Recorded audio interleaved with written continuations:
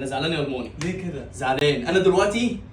انا بحب البطيخ. حلوه. اروح للراجل بتاع بطيخ، راجل هو محل حلوه. دلوقتي عنده بطيخ، تمام. بقول له عايز بطيخه حمراء. بيفضل يعمل لك ايه؟ يفضل يخبط على البطيخ ينقي لي، قال لي دي حمراء. سؤال هنا، معنى كده الباقي كله بايظ؟ لا ده هو يعني هو بيعرضها قصادي؟ لا اسمعني. ما لو بايظ ما يحطه على جنب. هو لازم انا مالي يا عم اسمعني انا طيب. طب قول لي انا كنت شغال بتاع بطيخ. ماشي. واخد بالك هو انت؟ بيطبل ليه؟ بيطبل على البطيخه عشان يسمعك صوتها. لا بيقول لي دي حمراء، بيقول لي انقي لك من الحمراء للقرعه. طب لو في قرعه مش المفروض يركنهم على جنب؟ ولا هو مثلا بيحبني زياده عن اللزوم فبيخبط ويجيب واحده حلوه يديها لي؟ يعني معنى كده اللي بايظ دوت بيلبسه لاي حد. وبيدالك فهمني. في الاخر بيدالك مش لو في بايظ أيوة. مش يركنوا على جنب؟ مش المفروض. طب ليه بيطبل؟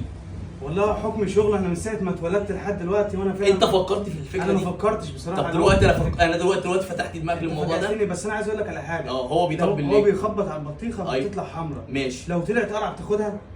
انا عمري في حياتي ما فتح بطيخه وطلعت قرعه قصادي في حياتي. طب هما بيخبطوا ليه صح؟ ما انا دي بقى اللي مش عارفها. انا عايز دلوقتي بناقشك في موضوع قضيه كبيره. انا فعلا بروح لاي محل بيطبل لي على كل واحده وبينقي لي واحده كده يقول لي دي حمراء وفعلا تطلع حمراء.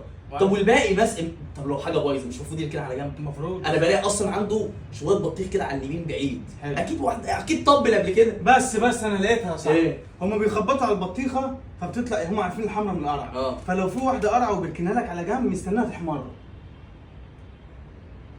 طب انا مش عارف. لا افهم ركز، ده هنا في مخ. طب هي اعقلها. طب هي محطوطه ليه على العربيه؟ مش محطوطه ليه بعيد عن في الرمله بعيد؟ ما هو بقى الزرع جاله كده احمر فقرع، واخد بالك انت؟ قرع في احمر. تصدق ممكن دي. فهو البطيخه بيخبط لك عليها فتطلع البطيخه حمراء، واخد بالك انت؟ بيديها لك. لو طلعت قرع بيركنها على جنب لحد ما تحمر. يركنها؟ لا ما بيركنهاش على هي جنب. بتبقى ما هو لسه. خبط للناس، ما خبط على شويه بطيخ كتير قصادي. طب السر في الخبط. ما لو واحده بايظه مش المفروض يركنها على جنب او يرميها؟ كل زبون يخش يقول انا عايز بطيخ، ما يفضل يطبل له. يطبل له. ليه صح؟ ما انا ما اعرفش يطبلوا ليه. تفتكر ان ده السر في مش عارف. طب انا هسألك سؤال بقى، اسأل الناس في الموضوع انا ده. عايز اعرف ان يعني لا بجد بصوا يا جماعه لو سمحت، عشان انا مش بصراحه عايز انا استنى بس، عشان هو فعلا بيناقشني في موضوع انا مش متعمقه قوي، ولكن كلنا بناكل بطيخ والحر بيعمل شغل، وانا عارف ان البطيخ بيبقى مفيد للجلد.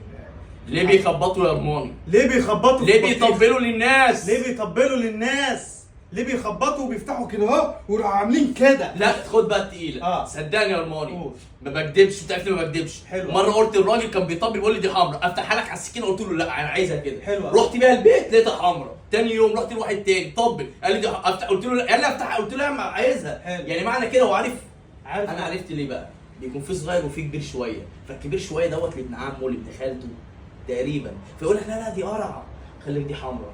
ما لو هي حمراء طب تصدق المره الجايه انا عايز اقول له انا عايز الكبيره دي، اقول له قرعه اقول له لا عايزها، اشوف هيعمل معايا ايه. لا انت بقى كده بص، احنا رحنا في البطيخ. واخد بالك انت؟ في بتاع بطيخ تحت، بس انا اقول لك على حاجه. لما تيجي تنزل تاخد البطيخه يا بنو ما تخليش يطبل. عارف ليه؟ دي بصمه يا فندم، ده بيبصم على البطيخ. بيضرب يا عم. اقفل الفيديو اقفل.